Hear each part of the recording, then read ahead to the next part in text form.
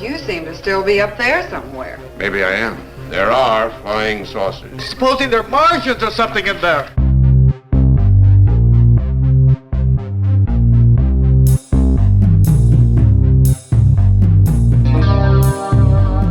Hey guys, welcome back to another Weird Wednesday. I'm SubmitWeird and this is Cassie.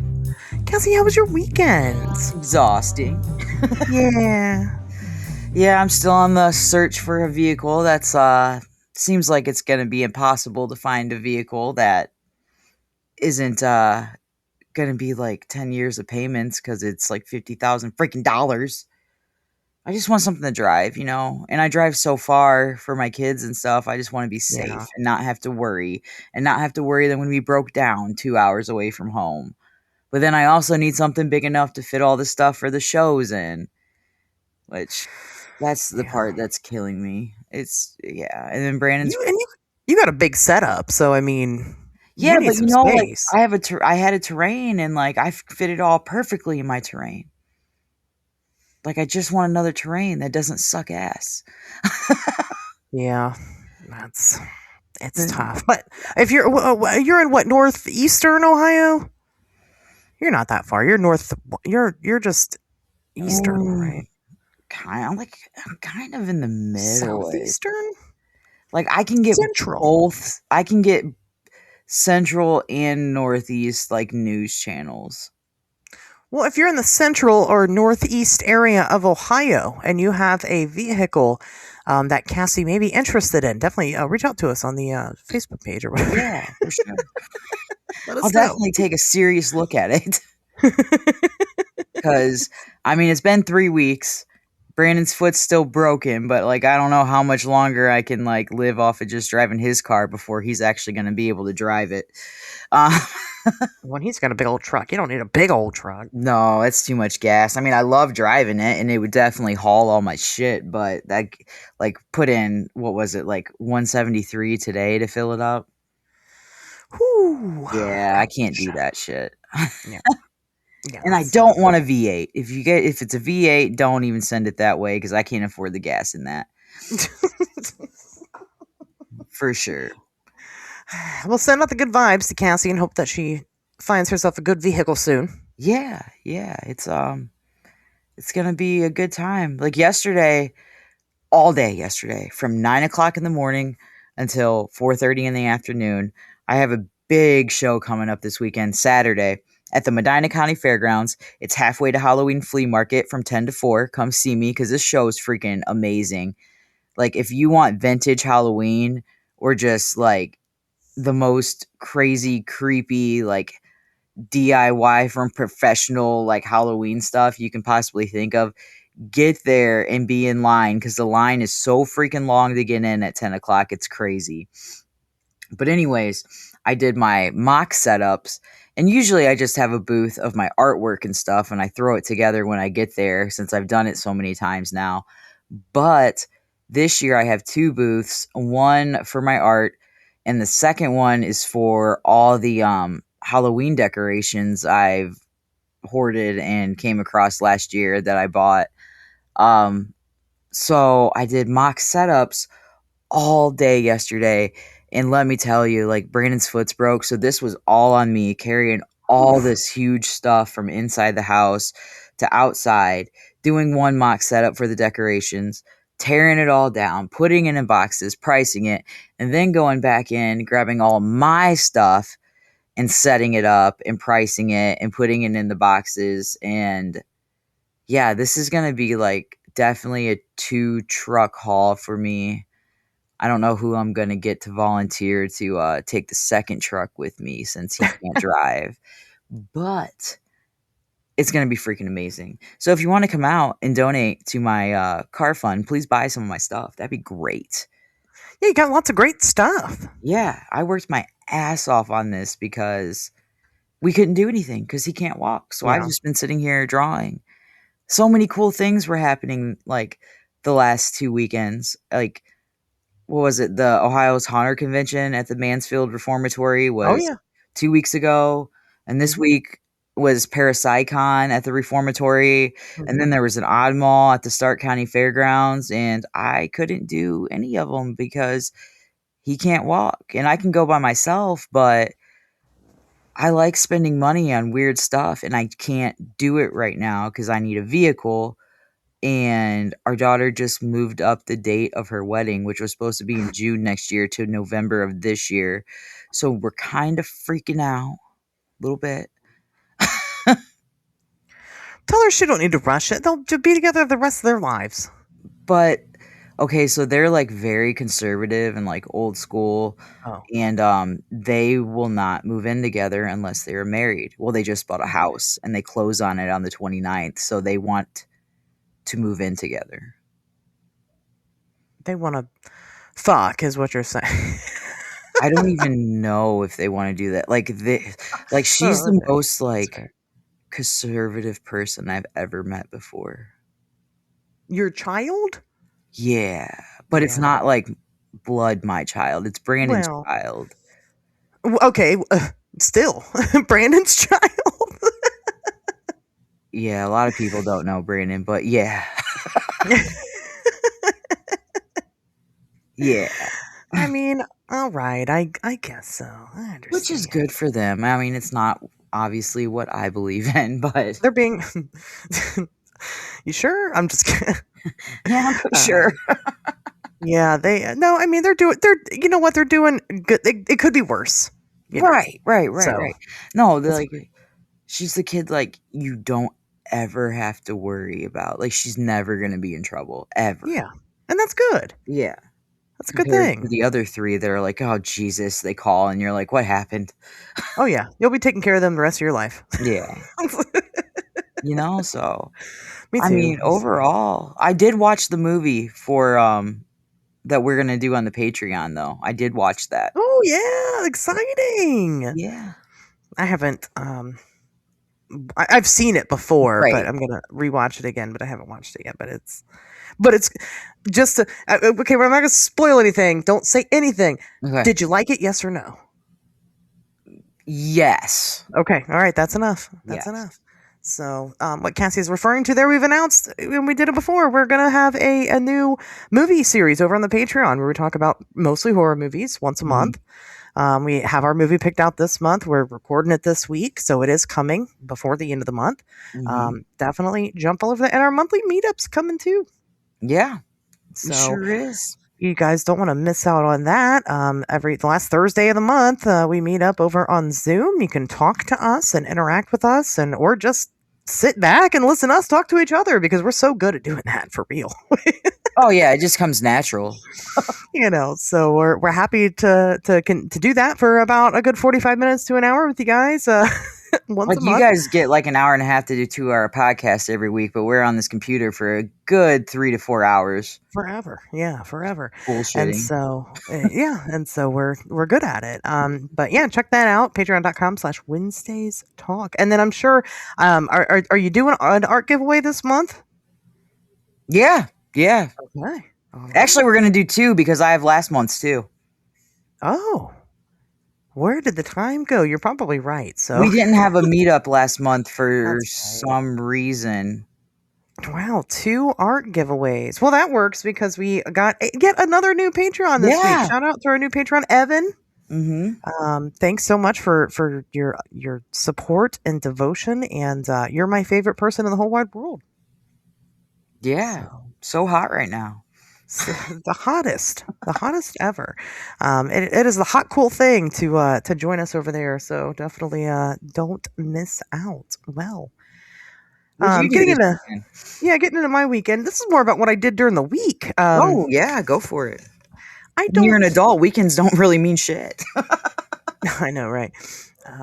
I slept a lot during the weekend. Oh, it was very boring. Well, it was nasty. It was a nasty weekend outside. The weather's starting to get nice. I really want to get out there, but it was nasty. And so it's like, I'm never going to have a good weekend of good weather. You guys had bad weather? Well, it was rainy on Saturday. Okay. And then on Sunday, it was fucking hot and humid. Oh yeah. Okay. So it just wasn't even, it's like there was no in between, right? So it wasn't good. And I was on call on weekend for work, so Oh. I didn't want to commit too much to anything. But speaking of work, I don't publicly disclose where I work. You guys are nuts, and I like my job, and I want to keep it. But we had a work event. I'm trying to figure out how I can say this without giving away where I work. We had a work event, and The way basically you described it to me, like I wouldn't have known where you worked unless I already didn't know. You know what I mean? Like you describe it fine. well, locally people may have known about it. Oh, okay. So, but we had a work event, and one thing that we do at the work event is basically focused on like safety, and what we do pretty much is listen to. I guess this is the way I described it. We pretty much listen. You guys guess she's a crane operator. She's definitely a crane operator. Yeah, I do. I operate all the cranes in the whole city and all of Dayton area. So if any buildings coming down, it's me. I'm the one wrecking them. Wait, is a crane and a wrecking ball the same thing? They're not the same thing, right? A crane would hold the wrecking ball. The wrecking ball is actually just the ball. The crane's what like swings it. So the wrecking ball is a crane. I'm sorry. The crane is a wrecking ball, but a wrecking ball is not a crane. Correct. Okay. Yeah. So yeah, that's anyway. I know this because I'm a crane operator. Right. So I was just testing you. So anyway, so we listen to all these these motivational speakers, right? Talk about whatever. And there's this one fucking guy, okay? And he's here to talk about workplace safety because he was in a really horrific workplace accident. Okay. And so the workplace accident he was in he was operating this like giant metal stamping machine. And basically, his job was to place the metal on the machine, and then his buddy's job was to push the button to stamp. Okay. All right. So he places the metal on the machine, and he notices that the metal is askew.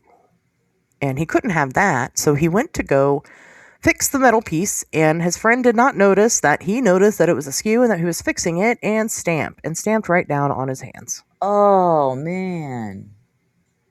And if you ever seen those videos of like those crazy like crushing machines that crush things to death, Yeah. that's basically what this is. No. And he told us all the gory details about it. It's really interesting. His name was, I believe it was Brad Hertig. You can look him up on social media. He goes everywhere telling his story. But yeah, and so he, like I said, explain in gruesome detail, pretty much. What it looked like. But he was like, before I tell you what it looked like, I'm just going to show you. Oh, what it wow. looks like. And we're like, He brought okay, like a slideshow of x-rays. He didn't. I was sad he didn't. I definitely wanted to see it. He said he only physically himself looked at it one time and did not look at it again. I can see that, yeah. But, he's got two prosthetic arms, okay?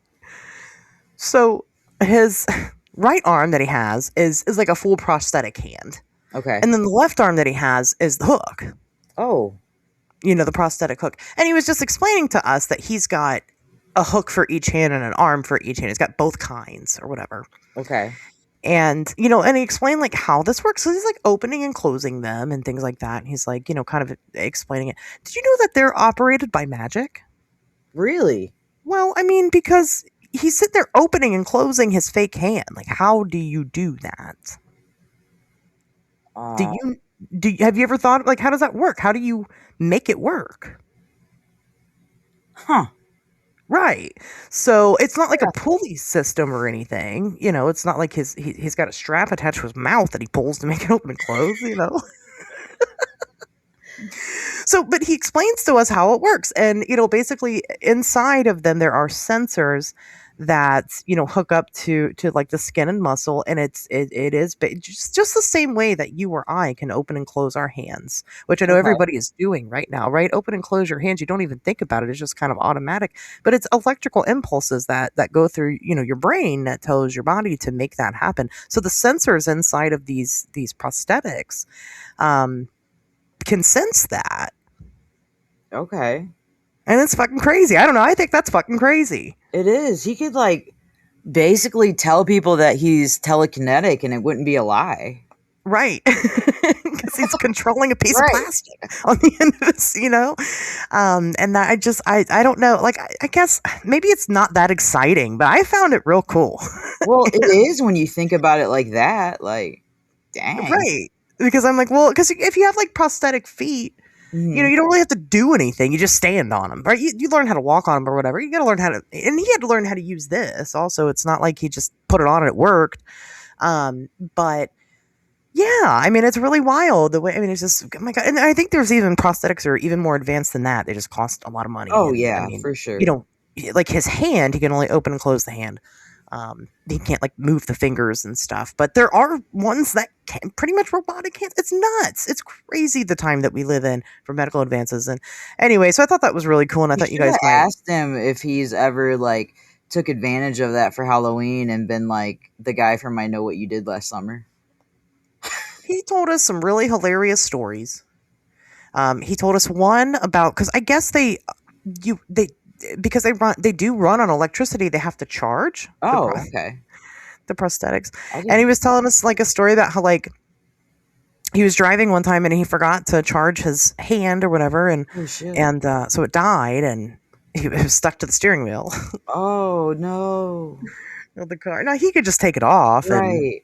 get a charger and plug it into the charger port or whatever and charge it up. But yeah, and and then of course when he was learning how to use them and he did his first handshake, he couldn't figure out how to release the guy's hand and he's like crushing, because he can't tell the pressure that he's squeezing, so he's like crushing the guy's hand. Oh wow. And different stuff. He was super lighthearted, super cool guy. That's cool. But he took off his prosthetics and showed us his nubs. Uh-huh. And I guess I've never been around an amputee before. Uh-huh. And I just had never really thought about how I'd feel about it, because before he takes his prosthetics off, he warned people in the room this could be super disturbing. So, just forewarned, look away for now if you need to. And it's like, look away. What's about to happen? And I looked even more intently at that point, right? Of course. Right. Because that's what we do. I pulled my phone out and everything and zoomed in. I'm like, I gotta see this. And he took his prosthetics off, and I don't know. Like I said, I guess I didn't feel bad. I didn't feel disturbed, but it felt different. Mhm. I'm like, I guess I've never, that's when it kind of hit me. I guess I've never seen this before in real life. Now, my dad, I've talked about my dad quite a bit. Mhm. And my dad was shot in the arm during a murder that he was committing. Yeah. I guess technically his friend was committing it. They were both in on it. Whatever, it doesn't matter. But in the process, he was shot in the arm. And that happened when I was about 1.5 years. And so his arm was still attached, but it was always mangled. Okay. So there's like on his forearm, there's a huge chunk missing. And I don't know, I was always kind of used to that, right? Because that's my dad, and that's just what it always looked like to me. So I guess I've been around people with like injuries like that. And of course you see people at the grocery store and you're like, but I've never actually seen anybody's nub in person. And my brain, it started racing, man. It really did. He's talking about all these different things that he's had to relearn how to do, and and of course using them as a motivational way, right? I learned how to do it, you can too. Yeah. But be safe at work while you're operating a crane, or you're gonna have a problem. Yes, please be safe if you're operating cranes. Yeah, they're very dangerous. And so, it was interesting because then he's like, "Oh yeah, I'm married. I got 2 kids." And I'm like, "Oh, really?" And then at the end, he's like, "You got any questions?" Oh yeah, I had lots of questions. I did not ask any of my questions. Why? Well, because I'm at work and they're not appropriate. So I might ask the guy to come on the show. He was super, like I said, super jovial about the thing, but of course he's making it work appropriate. But some of the questions that I had, okay. So his one arm, just to describe it to you, is amputated at like the wrist. So it's mostly just his hand. Mm-hmm. except it's definitely missing like a lot of bone and stuff too, because it's like kind of flat. Okay. Like his forearm's not very big. And then the other one is like amputated like just below the elbow. So there's still a little arm there just below the elbow, and then the elbow, and then the rest of the arm. Oh, okay. So my first question for him was, sex, right? I'm sorry, not sex. Let's not get there yet. My first question was, how does he masturbate? Right. Especially because he I lost can his see that being your question. right. Well, he lost his hands when he was like 17 I guess he also played football in high school, and like that he had to like relearn how to. He still continued to play football with no arms. Oh. And overcame that, and it's like, well, so if he's like 17, 18, like, dude's like, you're at the prime of fucking, whacking your mole, right? Right. So how was he doing it? I mean, because even to like make a setup, because some people are like, well, it's fleshlight. Well, not for him because he's a kid. Right. Then you're like, well, you get pretty creative when you're a kid and you stick your dick in all kinds of things, and yeah, you do. Okay. But I guess I don't have a dick to stick in anything, so I don't really know that one. Heard lots of fun stories from my guy friends. You get creative. It's fine. We get creative and stick creative things in us. It's just the way it is. But, he doesn't have like a setup. Okay. You know what I mean? So like, one example of guys that stick their dick in things and get creative to masturbate is somebody who I knew who would take a Ziploc bag and would put like a lubricant in of some sort, lotion or whatever. Right. And would stick the Ziploc bag in between their mattresses. Okay. And go to town. Okay. Right? But like Buddy can't do that. He can't do none of that. He can't open a Ziploc bag. He doesn't have hands. Huh. Right. So I didn't ask that question. His mouth, I guess. Open a Ziploc bag with his mouth? Yeah. I don't know about that. I can open a Ziploc bag with my mouth. And then place it, but how are you going to lift up the mattress? I didn't say that. I said open the Ziploc bag. That's the first. He'd be so hot and sweaty by the time he finally figured it out. He'd be like, fuck this. Well, he can take a nap first, and it's already set up for him.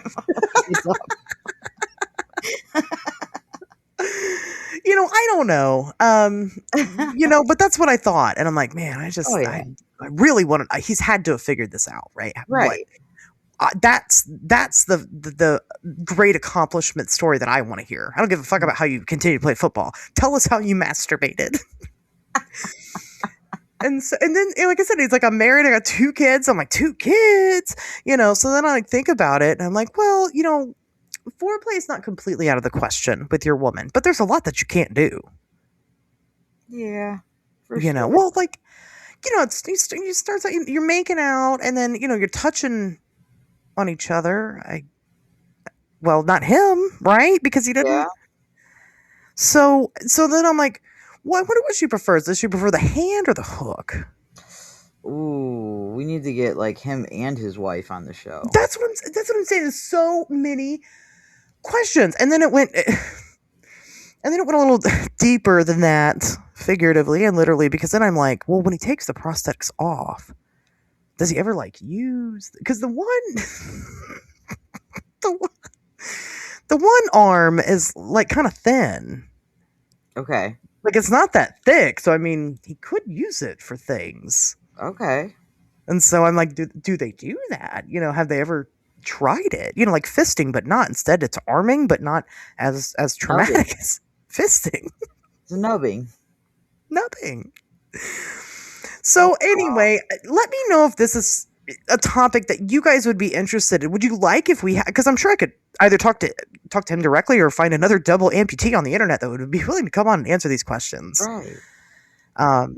Because I'm curious. Yeah. Do you guys want to know the answers to these questions as badly as I do? Have you ever watched the show? It's a new show that just started. It just came on this year, but It's like A Day in My Body or something. No. And it's on TLC. But like there was this one kid who was at work and something happened with a forklift rolled on him, and he's basically just a head and a torso now. And he's only like, it happened when he was like 17 or 18. But his girlfriend that he had then is still his girlfriend, and they live together, and she has to take care of him, and he gets sepsis all the time because he's only a torso. You know what I mean? Like, and a head. Well, yeah, but he said that's like because they do everything online, and they have an online following, so people can see like how he's doing and like how she takes care of him and stuff. But he said the most annoying, like most popular question we get is how we have like sex, and they're like, we don't want to share that. That's our private lives, but just know like it happens. How? You don't have a penis? Well, he's got to have a penis. No, he has bags. He like pees and poops through bags. Like he doesn't have a penis. He's literally like cut right under his belly button. He is a head and a torso. I mean, it's not our business. It's not. Right? It's not. But if you're willing to talk about it, I mean. Right. That's what I'm saying. Like, obviously, I'm not going to record somebody without their knowing and ask them all these intimate questions. But I'm super curious. Conjoined twins also. Like, I desperately want to know about conjoined twin sex life.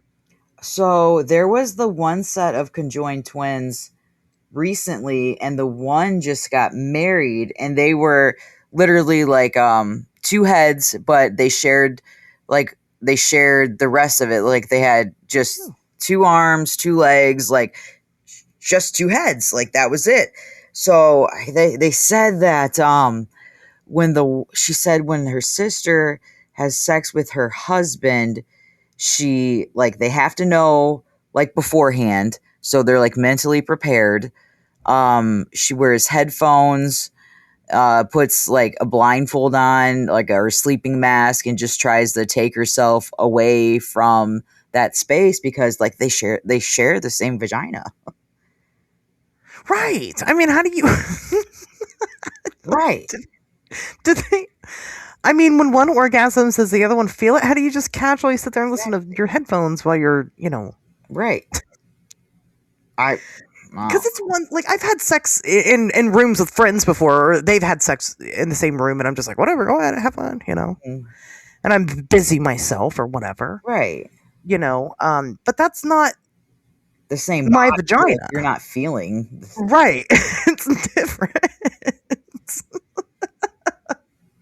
But normally I guess in that case, if I was like also enjoying myself while they were having, they probably wouldn't care, Right. I'm like, whatever.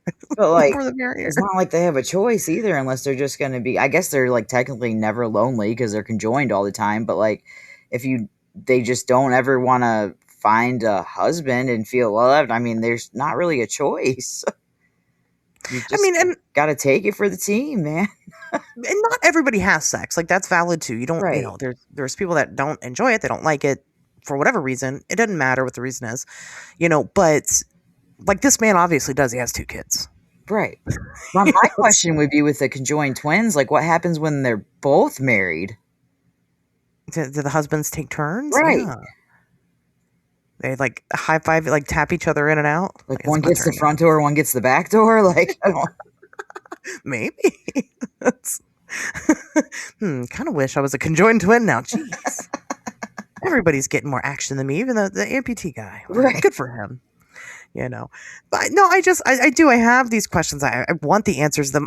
Clearly, like you said, a lot of people do. And I think people are kind of just afraid to ask, don't have the space to have that conversation. I feel like this show is a great space to have that conversation. Oh yeah. We did it with furries before. We've talked about kinks. We've talked about different sexual dynamics. I mean, it's not like it's unheard of. I don't know. Maybe let's get some people on. Let's have a little roundtable discussion about their sex lives. I mean, I think it's great. All that aside, he was a super impressive individual. Mm-hmm. I would probably just give up on life. be sad. I'd be like, I can't even masturbate. I'm done. But yeah, I don't know. I think that what the human body can withstand is fucking amazing. Yeah. I was talking to my daughter about, there was this case of this girl who this guy was trying to kill and probably sexually assaulted her. And I don't remember the exact details, but I could definitely look it up and find it. But he amputated both of her arms and left her in the woods to die. And the bitch fucking drags herself to the road to go find help and did and survived. Good for her. And I'm like, I couldn't. Like, you're a bad Like, bitch. bitch, not today. Right. I would just be like, I'm dead now. But that your fucking arm's cut off and you're bleeding and you're dying and you don't. It's amazing. So anyway, I just wanted to talk about that. Yeah. I thought that was really cool, and I thought you guys might enjoy it as much as I do. But yeah, let me know. Like I said, if it's something, it's just something I never thought about before. Well, right, you don't until you're in that. Like I said, just like seeing them, I just didn't really think about it, until, and I didn't either until I was like, really, really thinking about it. I have a friend that's an amputee, but it's just like it's one of her legs. But I mean, we're adults, like we don't live like next to each other, so we haven't like seen each other in person. So haven't been around one, I know one, but well, I had a friend in high school who had a fake leg, had an amputated leg, and I guess I've never seen him with that as. I mean, one time he took his leg off and threw it at somebody. That's awesome. Like one of our, like we were all hanging out, and he takes his leg off and threw it at like one of our friends, but he was wearing pants, so it wasn't like you saw I didn't see the nub or anything. So I knew somebody who was paralyzed from the waist down, but he still had his legs. I don't know. It was anyway, it was an interesting experience. I thank my job for letting me have that experience and paying me to show up for it. So Right.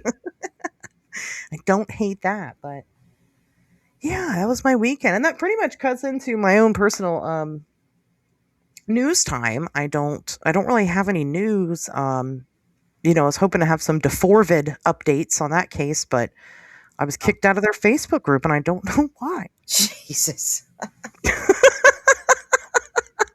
don't know what happened. As bad as fucking Brandon getting kicked off of Reddit. It hurt my feelings. I'm like, I don't even know what I did. Oh, Lord. I must have done something. I'm an asshole. Sorry. So, there's nothing really going on with it yet. He's got some court coming up. So it's moving along, but these things take a long time. So, which one was this? This was the singer who killed his child girlfriend, his 14-year-old girlfriend, and stuck her body in his Tesla frunk. Yeah. Okay. Mm-hmm. Yep. So I've been Probably checking that out. Podcast and fucking kicked your ass off. Probably, yeah. They're like, she was endorsing cannibalism. Wow. I don't know what happened. I must have pissed somebody off, and it's fine. It's whatever. There's other groups out there. I'll go join somewhere else. Welcome. Right. Where my opinions matter. Social media is just like fucking high school in popularity. Like if one person doesn't agree with you, you're kicked out. It's so weird. And maybe I can't think of, like, I'm like trying to go over my head, like, what is it? A lot of people, I don't know. A lot of people are like they think he did this as like a satanic sacrifice or whatever because of like the elite, for him to like, gain superpowers and sell crazy amounts of albums. You know how people think about that kind of stuff. Yeah, the Illuminati and shit. Right. And so like almost every time I see that theory, and I'm like, well, obviously it doesn't work because he's in prison. So we know who he is now. Right. But it didn't work out. He was looking for, but it didn't work out for him. That's if that is a thing, like this is definitive proof that like satanic rituals don't work. That's the only thing I could think of, is that maybe because I don't buy into that theory and I'm a smart ass about it, that They kicked me out, but whatever. Anyway, so I don't have any news this week. That's my point. I have one just because it was fucking like the headline like caught me off guard and I just laughed so hard. But it's not really like interesting, but I had to read it because it was the notorious vagrant known as Pee Pee Poo Poo Man arrested on horrifying new charges. So, Okay, yeah. Yes. Basically, okay, a homeless man who terrorized Toronto with a series of vile poop bucket attacks in 2019 has been arrested in connection with 2 alleged sexual assaults. So I don't want to take away from these women. Like, this guy was caught, like, he lured these women into, like, dark corners of the parking garage and alleyways and, like, sexually assaulted them and walked away. And the 2 women had no idea who this man was, but he's arrested now. What caught my attention was the 2019 arrest that he was throwing buckets of liquefied feces at random people in Toronto. And so one of them was sitting in a library reading, and he just walks up to them and pours a bucket of piss and shit on them and then runs away. Like, he did it to 5 people. So he's just like terrorizing everybody. Right. Wow. And so he's been arrested for this specifically, or for assaulting the women? No, he was arrested in 2019 for the feces incidents. That's where he got the name Pee Pee Poo Poo Man. So he learned his lesson from that. And now went on to sexually assaulting women in parking garages. What a very literal piece of shit human being. There's definitely like mental problems there, but I don't know how like Canada works with their like jail and like treatments and like how they can determine if it's different than ours, whether they should go here or there, blah blah blah. But that guy needs some help. He needs to not be in public, like, right. There's just some people that cannot be in public, and that's, you can't sexually assault people, for one, and you definitely can't throw bodily fluids on them. That's disgusting. Right. God, I can't imagine the nightmare. That's like the gift that keeps on giving, because then you gotta worry years later about like HIV and shit. Oh yeah, and, like who knows what he has. Right, like that's, and it doesn't pop up right away. Oh my God, I'd almost rather be sexually assaulted than that. Well, not really, I guess, because sexually assaulted has the same. I mean, you get the same, like, if he has a STD, you're going to get it. Depending on what he does. Right, it's not like he's using a condom. Right. During those events, so. I just threw my shit all over you, but I need a condom. Because I don't know what you have. It's not a laughing matter. It's really terrible, but. No, yeah. Like, I definitely don't want to take away from the women that were sexually assaulted, because that's horrible. Yeah. But, like, just the fact that Toronto has a criminal they call Pee Pee Poo Poo Man caught my attention. I thought he was going to be like a superhero or something. It's like one of those superheroes from The Boys. Actually, it reminded me of a yokai. That's what a yokai would do. There's a yokai for that. Yes. That's definitely a yokai. Pee Pee Poo Poo Man. Yeah, definitely. It has to do with fecal matter, butts, bathroom, like. Man, you guys really enjoyed the yokai stuff last week. We love to see it. I love when you guys are happy to listen to one of our shows. And I do have a list that I've been putting together of other yokais to put on the Patreon too, so you can get more yokai information. And that one's only $2. You get that for $2 a month. So yeah, I mean, just saying, it's cheaper than a book. Are the monthly meetups everybody or just the $5? They're just the $5 tiers. Okay. So you have to spend that big money to hang out with us. Gotcha. But you don't have to pay anything to come see me at the Bonaiticana Fairgrounds on Saturday from 10 to 4 at the Halfway to Halloween Flea Market. Is it free? Is it a free event? It's $2, and that's for donation. Well, there you go. It's like it calls it a donation, but you have to pay the $2. But it gets donated to a local charity. Well, that's some good news. Yeah. Yes. Well, I guess it's not. It's terrible news, but like it's a good time. You know what I mean. No, yeah. I mean, it was very, very, very interesting. Very topical. Oh my god. I always try to look for the funny stuff because we are a comedy podcast. And even though the news article wasn't funny, like there's somebody named Pee Pee Poo Poo Man. The ridiculousness of it, right? It's weird news. It's not just paranormal news. It's weird news, right? And, sometimes people forget the weird part of the show itself. Yeah. So, I mean, the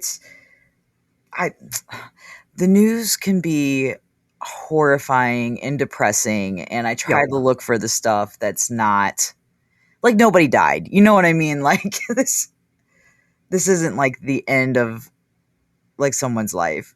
I don't know. Sometimes we do talk about people that die, but right. But I try to find like if I'm doing a really bad one, I'm trying to find something else that's funny to kind of like counteract it.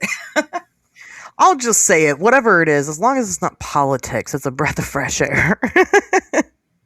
Oh my god. This doesn't have to do with politics, but this has to do with religion, but it's not like religion like serious shit. Like me and Brandon were laying on the couch last night, and John calls me, and John's my son. He's 16. He's homosexual, and he's very blunt, and he's not afraid to tell people what he thinks. So I don't know how Snapchat really works because I'm not like a teeny bopper, but I guess you can like join like group phone calls about like random topics. Okay. And he joined one about religion, and just because, he had something to say and blah, blah, blah. And he's telling these people like all of his opinions, but that's not even like, just because of that, like we got off the phone with him and I looked at Brandon and I was like, so what if like back in the day, this guy named Jesus told everybody he was God's son, and he was like, he came and is going to do all this great shit, and people believed him because they didn't know he was just some like weird guy like we have now that has mental problems that says he's Jesus, but these people actually fucking believed him. Like, and now we have a book that we follow. I have posited that idea. Yeah, I mean, because we have that happens now, And Brandon's like, well, he did so many great things. And I'm like, well, did he? Or did he just tell these people that he did great things and they believed him? Right. How do we know he didn't have a stash of wine and bread at his disposal? Right. Like he turned water into wine, so he probably had a little tasty taste somewhere. Just switched it out. I mean, we don't have lake wine anywhere, right? So obviously he hasn't turned full bodies into wine. So right. And I'm not like trying to argue with anybody's religion. It was just a random thought that popped into my head. And then we read this Pee Pee Poo Poo Man about mental instability, like stability, and it's like, I wonder.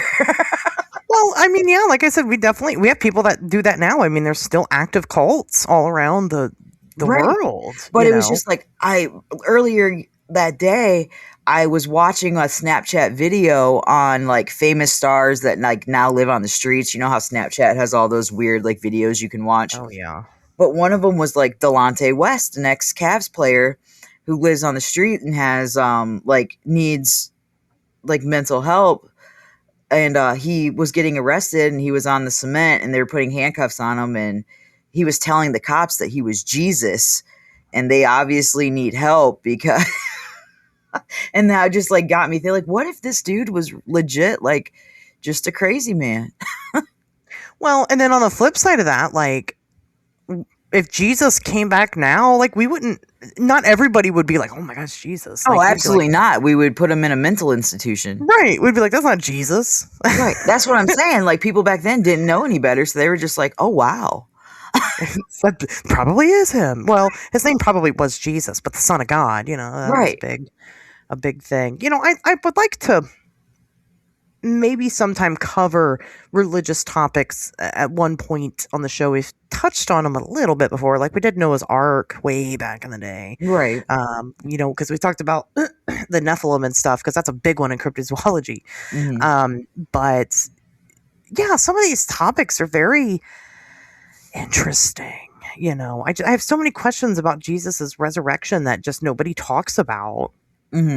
Like I'm curious about and I'm not religious, but I'm curious about the life of Jesus and what that looked like. And anyway, we're not getting into that today. That's not what this is about. No, I just thought it was funny that it is fun that yesterday. And Brandon just looked at me like I was crazy. I'm like, this is nothing unusual. Like, I could have talked about this any day of the week. It just randomly popped in my head tonight. Like, and you're a Christian. Yeah. So you're allowed. Yeah, I'm not going against anybody. I'm just like, whoa, what a weird thought to have. I think it's a fun speculation. I mean, we don't know. We weren't there, so who knows? No. Well, speaking of Jesus, I guess I don't think this has anything to do with Jesus, but no, probably not. Let's get into today's episode is about Bob Lazar. You guys know Bob. We're gonna get into all the different caveats of this man, I suppose, and make the story probably the best telling of it that you've ever heard in your entire life. Can I ask you, are there like, I don't know if you want to call them like parody song, are there like songs that people like took the words out and put Bob Lazar in? Because all week, like when I've been like looking at shit, it just, in my head it's just like Bob Lazar, Bob Lazar. Bob Lazar. Yeah. Like, have I heard that somewhere, or is that just my head? Like, so there was one about Bob Berdella. No, but you know that song, How Bizarre? How Bizarre. I was just Bob Lazar, Bob Lazar. Well, if they haven't, they need to now. Right. No, I don't think so, because the UFO community is too boring for that. And you'll know that based on, again, all the documentaries and stuff you've watched about Bob Lazar up to this point in your life, I'm sure. Yeah, I don't know. That's a really good question.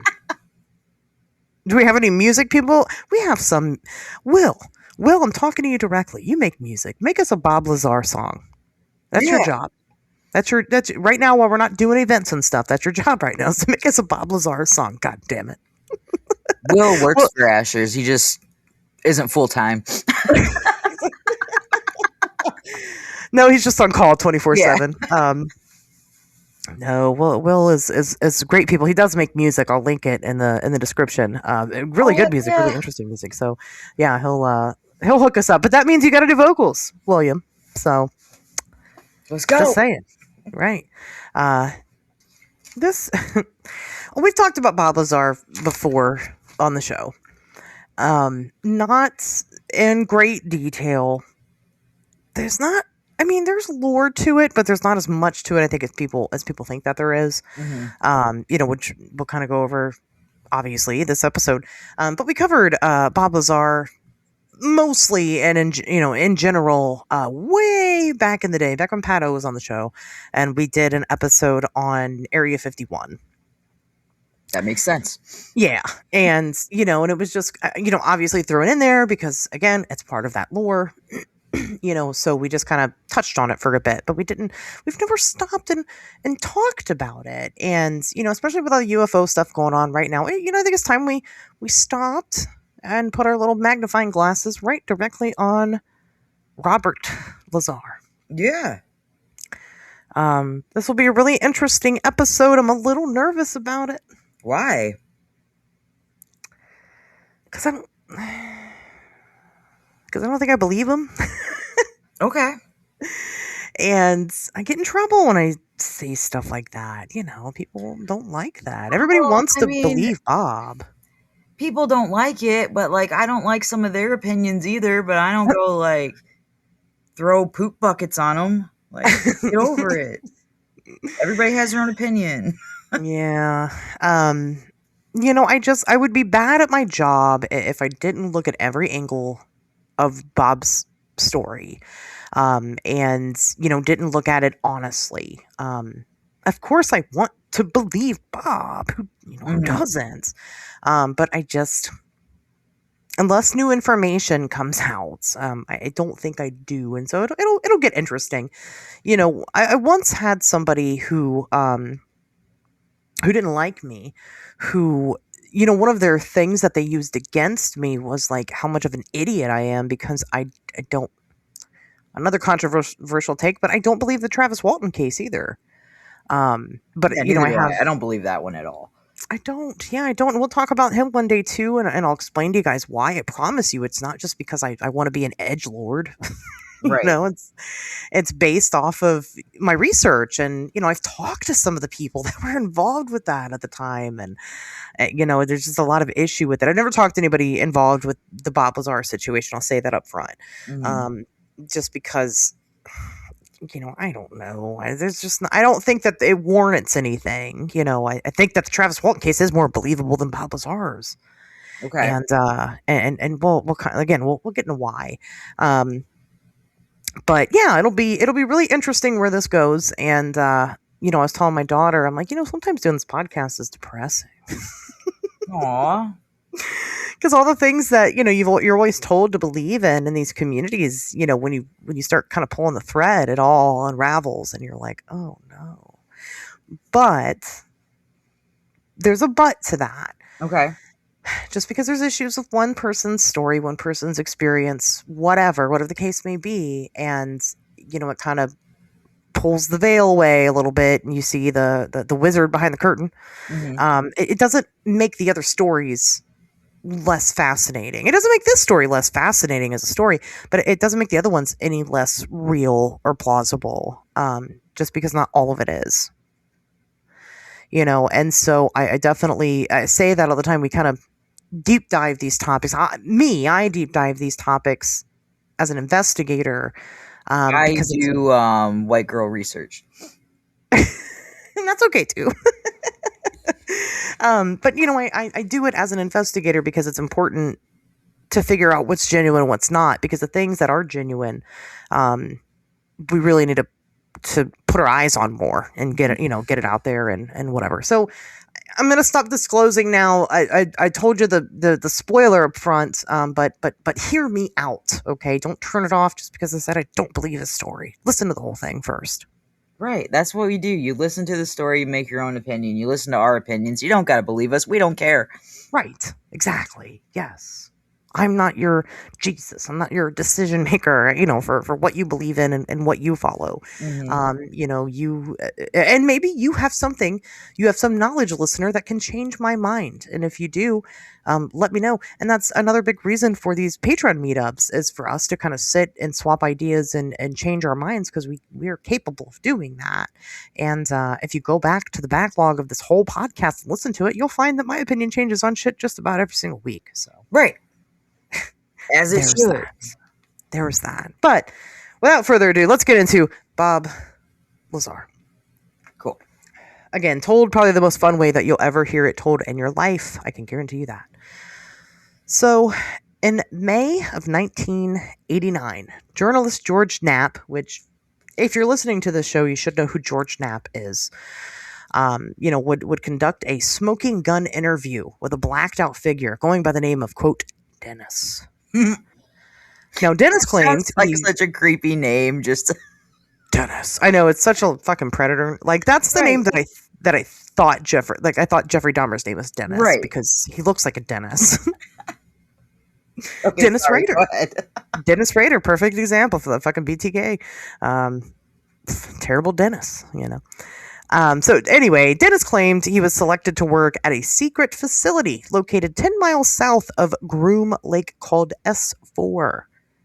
If you don't know what Groom Lake is, I'll tell you that. I'll tell you this, it's Area 51. That's the famous Area 51. He was tasked with reverse engineering, quote-unquote, flying discs, whose propulsion system involved gravity manipulation. He claimed during this initial interview, his claim was that the technology was non-human and the secrecy around the program had been causing issues in his personal life. Specifically, he had stated that there were 9 crafts in total, and that these 9 crafts, again, they were tasked with reverse engineering. He is a physicist, and they are reverse engineering these craft that he says is not possible by society standard of science at the time. So this was a big deal, again, this is 1989. Let me tell you something about Area 51 that I know I've told you before, but you may have forgotten, or maybe you're new here. I don't know. And you just weren't aware. The government did not officially recognize Area 51 until 2013. Okay. All the way up until 2000. And this was a facility that was started, I believe, it was either World War I or World War II. Okay. That they've had this facility that they've been utilizing for military purpose all that time, and always said it didn't exist until 2013. But this, of course, didn't stop people from talking about it. People have been talking about Area 51 forever. And of course, they were doing test flights and stuff, over there with novel technology. So people were seeing strange shit in the sky. And then the lore behind it all, the mystery, it is top secret. There are government officials that aren't even allowed to go there. I believe there's been a president at some point that wanted to go, and then they just never let him. It is a top secret operation. If you go there, they will fucking shoot you. Yeah. Yeah. You can watch the videos of people, going and trying to test these guards there. They never get, they stop. Nobody's ever tried to breach the line, and that's smart because they have vehicles posted up everywhere. Like, they will kill you. Oh, wow. And, so, I mean, we all know Area 51. It's a big fucking deal. But Bob's story, I mean, this was huge. The interview aired on a local Las Vegas network. So people were very familiar with Area 51, especially because, they did have civilian workers. And, it was always kind of weird because you had these civilian workers that worked at Groom Lake, and they would have to board a plane and be flown into the facility to even, go into work. And people just thought that was wild. Which the reality, and they do that's real. But the reality is that they do that because it's fucking miles and miles into the desert. Like, it's a long drive, and it's easier to just get flown in than it is to drive there every day. It sounds so much cooler with a conspiracy theory behind it. Well, yeah, sure, why not, right? That's definitely not what I do as my day job or anything. I'm a crane operator, so. Correct. So anyway, it is a very secretive place, which was just growing in popularity. And of course, we had the, basically what was post-Roswell. Roswell is essentially what started modern ufology. And we've said that a lot on the show. You had the Kenneth Arnold incident, and then you had Roswell. And those events together, they just kind of just slammed it into the public view, and it was a lot of fun. And we had a lot of fun stories coming out. Every decade there's some new cool UFO story that people are talking about, and so it's growing in popularity. And then you have this interview that comes out in an area that's topical, to what they're discussing, right? It's right there where the base is. So people are super interested in this S4 facility and the crafts that were there. During the Dennis interview, George Knapp asked, do you know where these craft came from? And Dennis claimed, no, I had no idea. He wasn't told that. He was just a worker bee, essentially. So a couple of months go by, and George Knapp contacts his Dennis and wants to interview him again. The story's getting around. People are super interested, and they want to hear more. They want details. And Dennis said, okay, I'll do it. But on one condition. I need to reveal my identity, because then it's going to lend credibility to my claims. And George was like, well, fuck yeah, buckle up, buttercup, let's do this. Because Because what reporter or journalist wouldn't want that? Exactly. Right. He's totally on board with that. It was really interesting because, Dennis was on board to reveal his identity, but then right up until the day before the interview was supposed to air, he got really upset and actually decided he didn't want to do that anymore. Oh, wow. He didn't want to come out publicly. This is George Knapp's story. And had kind of changed his mind. And George is like, but people need to know. Like, this is big. You can't just keep this to yourself. And, they kind of had a back and forth about it. And, quote unquote, Dennis agreed to go ahead and air the interview. But he was pretty reluctant because he had stated that after he had given the initial interview, he had been contacted by a colleague from S4 who had threatened him. Well, that's never good. And he didn't like that. Yeah.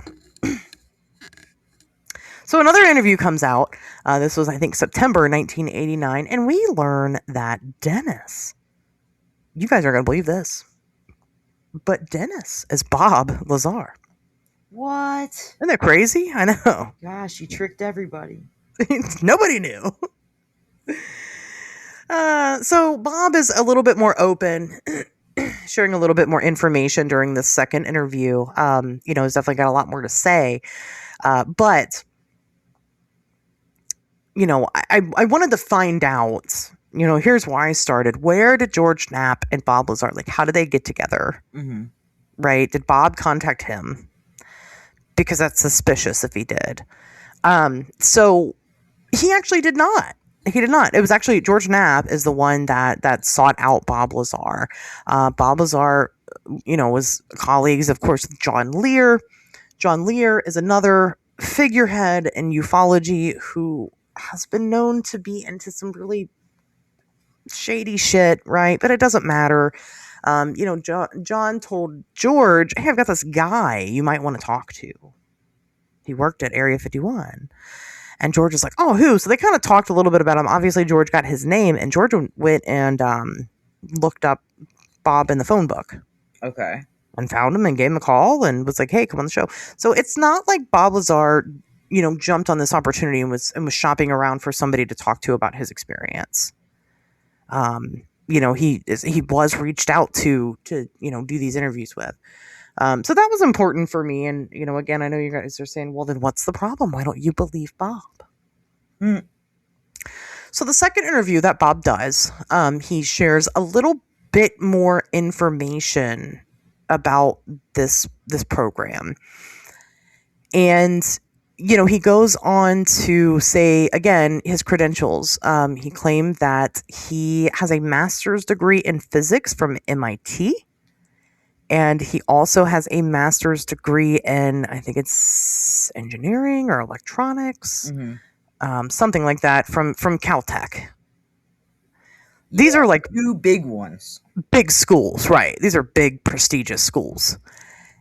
And, he's got the credentials, right? Obviously. I'm sorry, electronics is what it was in. But he's also saying stuff like while he was working on the secret program at S4, he had been given certain files about what they were working with. And, one of the files that he was given was about the craft and where they came from. And so when George Knapp again asked him, well, where do they come from? He had mentioned that in the files, that the craft came from Zeta Reticuli. Yeah. And Cassie, do you know about Zeta Reticuli? No. Zeta Reticuli, I'll tell you. Zeta Reticuli is the system in the Betty and Barney Hill case where Betty says that the aliens were showing her where they were from, and they told her they're from Zeta Reticuli. Oh. And that makes sense then. They pointed it out on a star map, right? And all this information was already out there, by the time the 80s roll around. Like we know the story of Betty, Barney, and Hill at that point. So this wasn't like it was brand new information, but it corresponded to an already popular UFO case that, in the Betty and Barney Hill case, I'll tell you right now, I believe that 1000%. That is a case that I endorse totally. So, it goes along with that story. And so he's like, oh, Zeta Reticuli, that's where they're from. He also goes on to make other claims. So, this interview gets really big, and then he starts doing public interviews everywhere, right? He was on Coast to Coast with Art Bell multiple times. He starts giving talks at places. He's going on television. He's going on TV, the programs and stuff. And he's talking everywhere. And the story just kind of slowly starts coming out more and more as he continues to talk to people. One of the things in the files that he discussed seeing are, he said it was a file labeled biologics. Okay. And in that file, there were photos of aliens. Real aliens. Now, it varies depending on the interview that you listen to Bob talk about. Sometimes it's like a single photo of a typical gray alien. Sometimes they are autopsy photos showcasing the alien splayed open with the organs and everything. Sometimes he's even claimed to have seen the bodies himself. Oh, wow. In person, yeah. It depends. Depends on who you ask. When you ask it, rather, in his life. But one of the big things that he talked about that people kind of go crazy over, even to this day, is the fuel system that these crafts were using in order to, again, fuel themselves to fly. And he referred to it as Element 115. Actually, we know it as Element 115 now because of the lore, but his very first answer was it was either Element 114 or Element 115. He wasn't sure. He couldn't remember. But, he describes Element 115, and this is where it's going to get kind of boring. He describes it as, basically a compound that they could use, that they would isolate. It was very stable, that they could isolate and use to power these ships that, again, manipulate gravity itself, which is not something that we could do at the time. Element 115 is not just a super cool sounding sci-fi name. You sure? It sounds really cool. It does. But yeah, it's not. You ready for the boring part? Sure. So, our periodic table is made up of all these different elements. Okay, our periodic table of elements. And elements are basically, they're made up of atoms that make up everything in our life, right? Yeah. And if you combine atoms together in a certain sequence, you end up creating these very specific products, right? And you get this. If you mix white milk with chocolate syrup, you get chocolate milk, right? Yeah. And so that's essentially Elements 101. We should all know this. When something is referred to as elements blah blah blah, in this case element 115, the reason why it's called that is because this particular element has an atomic number of 115, which means that it has 100. That's the amount of protons that it has in it. So it's a very specific number. Now, at the time in 1989, there was no 115 on the periodic table. So I don't remember. I mean, I don't know. It might have been up to 114 at that point. 115 being the missing link, right, at this point. But there was no 115 at the time. So he's presenting it as a novel thing that science wasn't aware of. Okay. And then, let's say that element 115 in Bob's time exists. We have elements 1 through 115 at that point. Okay. People go crazy over this because eventually there would be an element 115.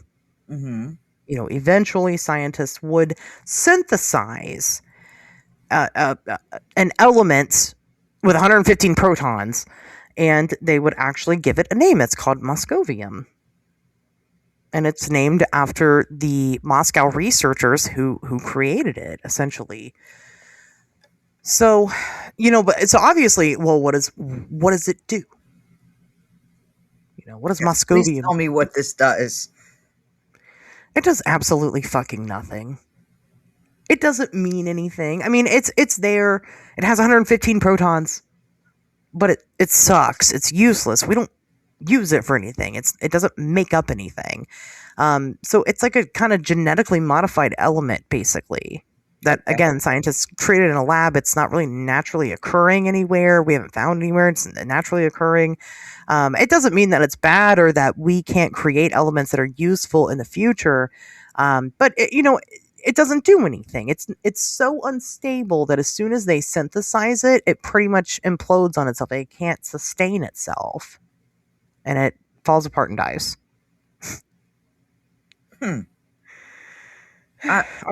Are you lost yet? What's the point of it if it just falls apart and dies? Because it kind of helps them understand how these things react, and to certain environmental changes. And so, obviously, 115's a bust, but then we've got 116, which maybe is great. I don't know. I didn't look into 116 to see. Okay. Maybe 115 leads us to 116, which gives way to 120 eventually in the future, and that ends up being super helpful to us in a way. Gotcha. So I mean, it's just part of it. You need it, but it's not that good on its own. Okay. Right? It's like plain mashed potatoes or mashed potatoes. Mm-hmm. But the reason why you like mashed potatoes is because what you put in it. Right. Just by itself, you're like, this is just not a good time. I'm not having fun. Right. With my mashed potatoes. Not really digging your mashed potatoes. How do you fuck up mashed potatoes? Believe it or not, like in reading about all of this and trying to kind of put it together, I had to like write down certain like ways to explain this. Oh, I believe you. Because it's very confusing especially if you're not into it. It's hard. It's a hard topic. But anyway, so people point to that even now of like, well, Bob knew about 115. He knew about it. He knew about the next number that somebody was going to discover. Yes. It's the same thing as like, I'm going to start counting, and when I stop, I want you to follow. 1, 2, 3, 4, 5. Oh my God. How'd you know that? Lucky guess. What the fuck? I went to crazy. MIT. And then Caltech. Right? Got 2 different master's degrees, but never got my PhD. I don't know why. just fell out of style with me. I don't know. So, I mean, that is basically it. Yeah. I mean, except they're not named based on like when they're discovered. And I think that's the part that's confusing. They are named based on how many protons are in them. Right. But again, if you just add one proton, then it just continues from there. And sometimes that mix create some people that play video games, and when you have to do like alchemy stuff, like you'll create a recipe, and sometimes the recipe's great and you got like the best potion of all time, or sometimes it's a ball of nothing and it's useless and you just have to throw it out, or depending on your game, it just stays in your inventory forever and it sucks. But yeah, that's basically it. I mean, sometimes when you add those protons to it, it's great, and sometimes it doesn't really matter. But you did it, Right. So you get to name it after yourself. Okay. Anyway, it's far removed from what Bob Lazar himself was describing, which again was an extremely stable product that was an impressive fuel system. This is not it. It's like Bob going, have you heard about bananas? They're really great and they could power your whole car. It's amazing that they power your entire vehicle. And then the rest of us going, Bob, you eat them. They power your body, but you can't put it in your gas tank. I mean, you can, but it's not going to work. Right. It's basically what it is. But again, some people swear by it. Okay, whatever. That's you, my guy, not me. So, okay. So then Bob goes on to, again, he's gaining all this traction with all of these really big claims that he has. And people they're going to test those claims. Oh, yeah. Right? I mean, the one big reason that Bob wanted to go public was because he wanted to lend credibility to himself. He's like, well, I'm credentialed, right? I've got 2 master's degrees from 2 different major universities. I'm fine. Well, let's start there, Bob. Let's start there. Bob does not have any master's degree. Not one in physics, and not one in electronics from MIT or Caltech. And in fact, he's never been to either of those schools on paper. People have asked the schools about him, and they don't know who he is. They never heard of him before. Bob says that, well, the reason for this is the best part. Is because after his first interview, the government went and cleared all his records. They wiped away his master's degrees.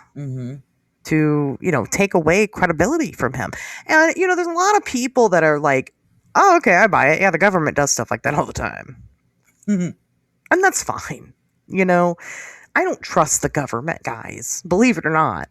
I don't trust them at all. No. But you're telling me,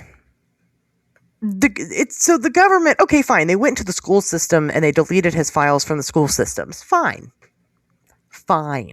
I believe that. I can buy that. I can bite that off and chew it. But you're telling me that Bob Lazar himself does not have his diplomas from when he graduated? Right. From 2 prestigious universities. And you don't just go in. Like, when you go to college, like, you don't just go in and you're like, I'm getting a master's, and boom, you got a master's. You go in and you get your associates. You get your bachelor's. Then you get your master's. He's got 2 master's degrees. He should have a total of 6 pieces of paper. Yeah. Proving that he went to either one of these schools. Just even one piece of paper showing that he went to one of these schools would have helped him. But somehow the government also erased those. Yep. Took them right out from under him. They just stole them. I don't know. They just... from a distance, far away, they just made them disappear with their alien technology. I don't get the reasoning here. I don't know, Cassie, go ahead. I feel like you got something to say about it. I honestly, this one is so, it's a guy recalling a memory that he doesn't have. But, I have my associate's degrees. I have them. Still, and it's been 20 some years, and I didn't discover aliens or anything or work on spacecrafts. Yeah. But I can pull them out for you, and I can tell you the government didn't take those for me, even though you can't find it on the computer. I was a college dropout, and I still have college paperwork. Right. Showing what I was taking and stuff. Yeah. I have my high school transcripts. Right. Just in case. You don't just misplace these items, or something would exist. And even further, people have asked questions. Well, Bob, who did you study under? And he's, for a long time wouldn't name anybody. Didn't remember, couldn't remember. It didn't matter. Why did that matter? I'm talking about aliens. I'm not talking about who I studied, who my professors were at these schools. But refused to mention them. People have asked, what was your thesis on? Aliens. Aliens, obviously. He just dodges the questions.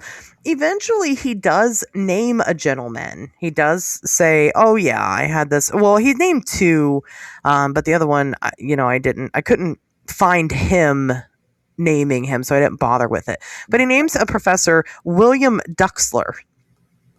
And Duxler is a professor, and he did, in fact, confirm that Bob Lazar was a student of his. Oh. But Bob Lazar was a student of his at Los Angeles Pierce College. Yes. Where they Which do is- have documentation of him being a student. It's a community college, which is fine. I'm not dogging on community college, but it's no MIT. If you're like, it's cool if you want to lie and tell people that you went to a better named college, but you know the shit you're talking about. Like, you went to community college, you learned what you're doing. Awesome. Who cares? Don't go nationally and publicly and make up this story and tell people you went to MIT and Caltech when you went to community college, because they will prove you wrong. And then double down on the lie and say that it's the government has erased your credentials. Right. And because that's the issue with it, Bob. You could have had a story for real. And maybe you did experience something for real. And we'll get into that and why people still kind of follow Bob. But because of this lie, it's so massive and so obvious, it ruins every little bit of credibility that you had. Right. Ironically, the government didn't erase your credibility. You did. Yes. And that's sad. And it's like stupid stuff like that people just, they get lost in and can't remember their own lies. And then they want to outlie their last lie. And it's just, come on, man. Like, some of us, I mean, I might not have went to MIT or Caltech, but I can tell if you're full of shit. Right. You don't need a master's Right. for that.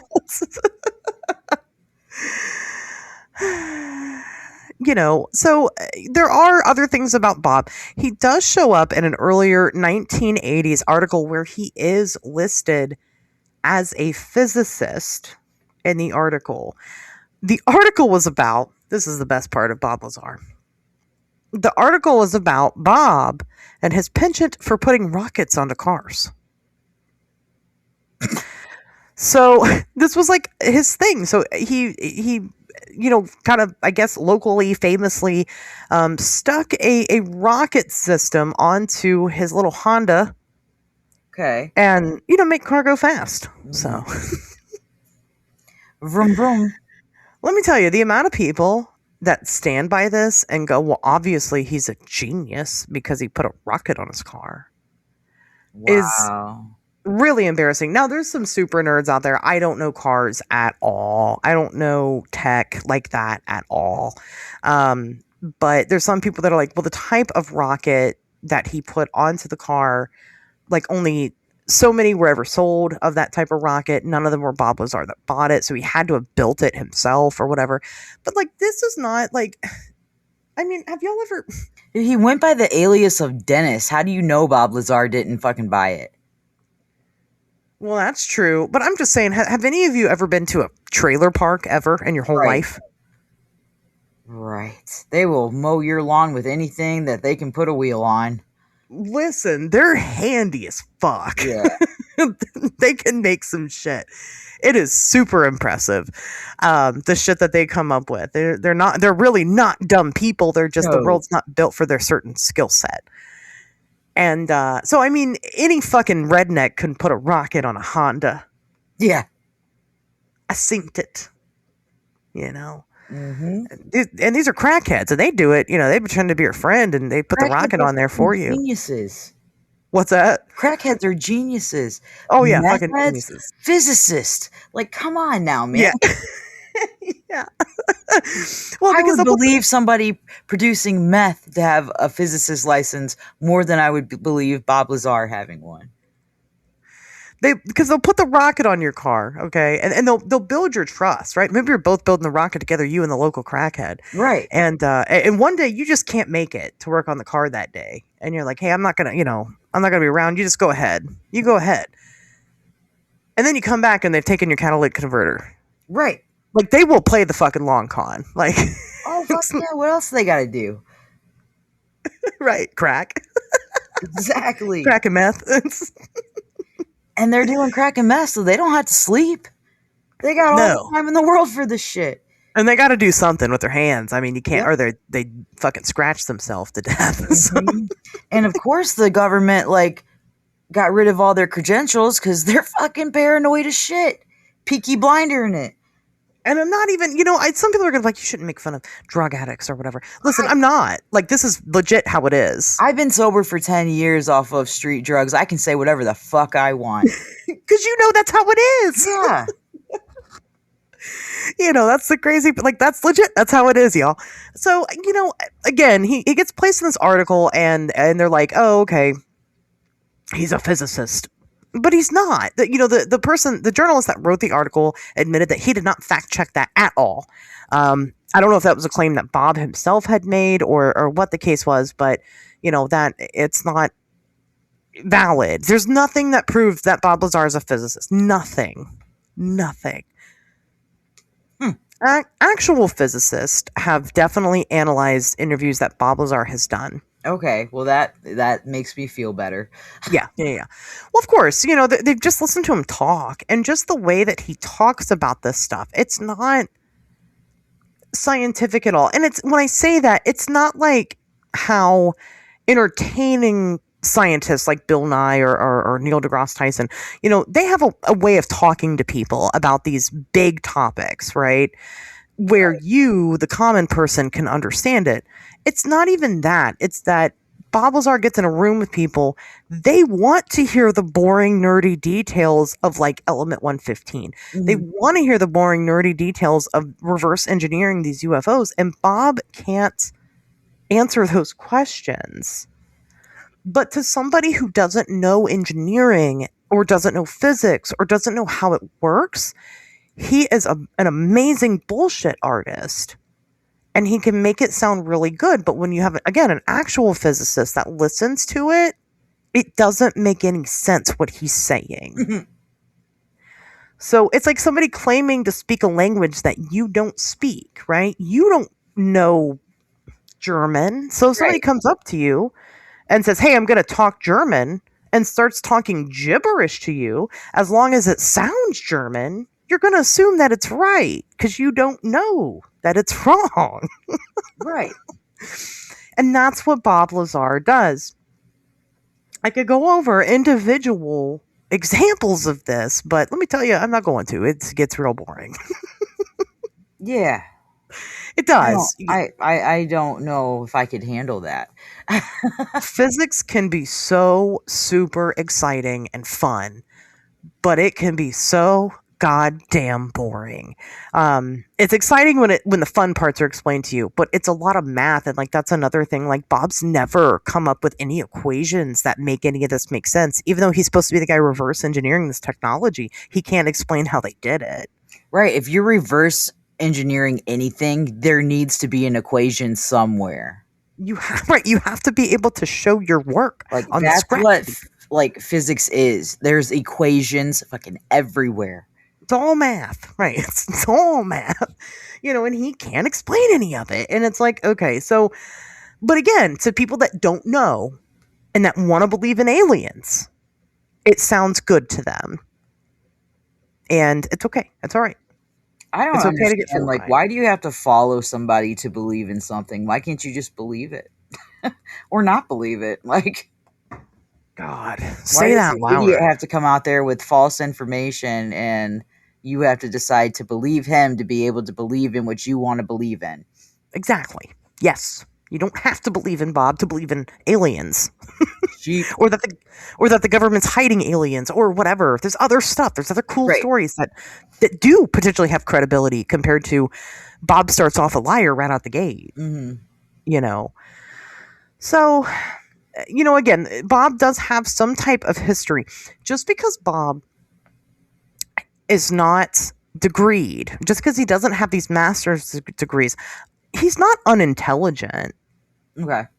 Well, no, he thought like you have to be somewhat intelligent to come up with all this and kind of have the same story for all these years. Right, and he's definitely good with his hands, and he's a good tinkerer and things like that with electronics and stuff. Obviously, like, I'm not saying that the guy is just a total waste of space or whatever. He's not. He's definitely, he is smart. He is a smart guy, and he does have a grasp on different topics, not in the same way that other people do. He probably does understand physics a little better than the average person because he has a vested interest in it.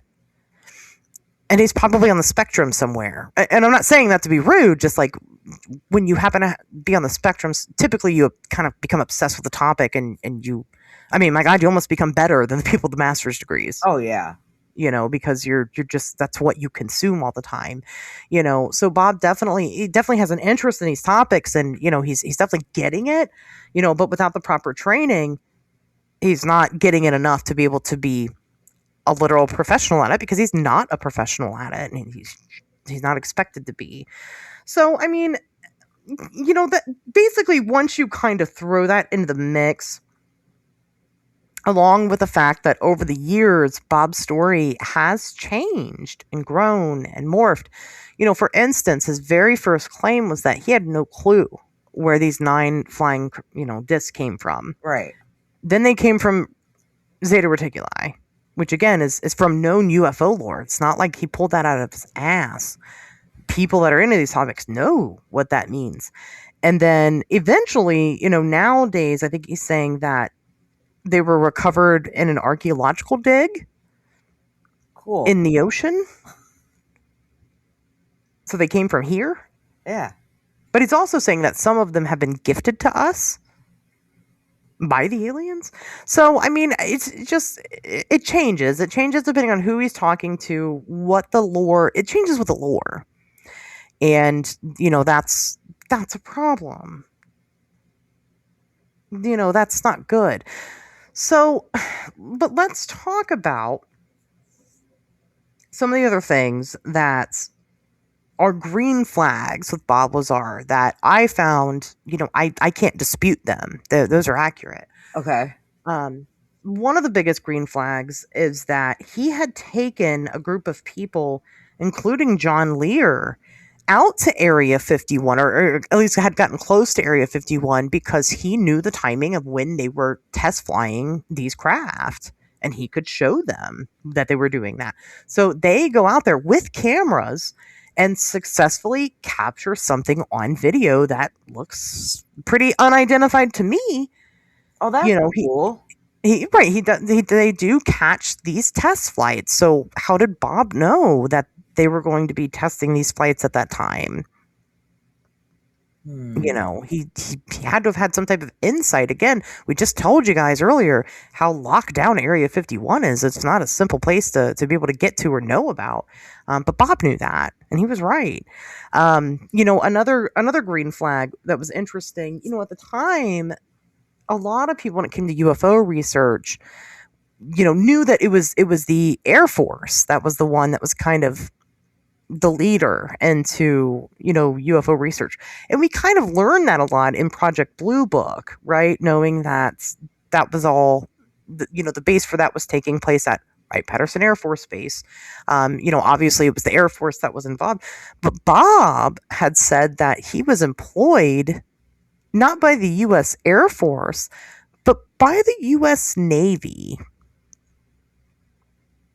And this is why it's a green flag, because in the most recent activity, the UFO disclosure movement going on right now, what we have are Navy officials talking more about these UFOs, having more evidence for these UFOs because they've experienced them a lot more than anybody else. So there is, you know, it seems weird. Well, why would the Navy be involved with UFOs? Well, I don't know. For some reason, I don't know. They're out in the middle of the fucking ocean and they can see the sky better. I don't really know why. But they do have a track record of, you know, being a prominent figure in these crafts, because their guys on the boats are seeing them a lot. You've got that one guy, God, I can't remember his fucking name, and I should have written it down. But he testified recently, and he had pretty much talked about, you know, testified in front of Congress and said that, you know, on these boats, like, you can see that there's motherships in the sky, and these smaller crafts are coming from it. And watching them, you know, constantly watching the U.S. Navy. And, you know, they don't, and they talk to their higher ups about them, like, hey, those things are out there again. And, the higher ups are just like, yeah, just ignore it. and there is definitely some shady shit going on. And again, that's under oath, modern day. So again, another green flag for Bob Lazar, because he had gotten that right. Mm-hmm. That part was correct. I don't know. He's had other things. He's had a lot of scandals. Oh yeah. We talk about that. I don't know. I don't know how much research you did. I don't know if you want to share the scandal. Well, I just have the basic white girl research, like I said. All I know is the 1991 where he pled guilty. Yeah. Okay. 1990, Lazar pled guilty to a felony charge of pandering in connection with a Las Vegas prostitution ring in 2003 for illegally selling restricted chemicals through his supply company, United Nuclear. So, okay, he had his own supply company that had to do with nuclear shit? My question? That was a question. No, it was called Nuclear Fireworks. Okay. So it's just a really cool name for a fireworks supply company. So he had a Vegas fireworks stand, and then he was dabbling in prostitution, so he got arrested? A little bit more than a fireworks stand, but yeah. I mean, basically, they made them, right? They were making the fireworks. Okay. So they had all kinds of big time chemicals, and he got in trouble because he was distributing some illegal shit to people. So what had anything to do with the prostitution ring? So the prostitution ring was a different. He was an investor at a brothel, and he got in trouble. Yeah, he got in trouble because of that. So they're two different events. Well, two different events, but it kind of the way that my mind was thinking made it really cool. One event, but prostitutes and fireworks. Hookers and booms is what he should have called it.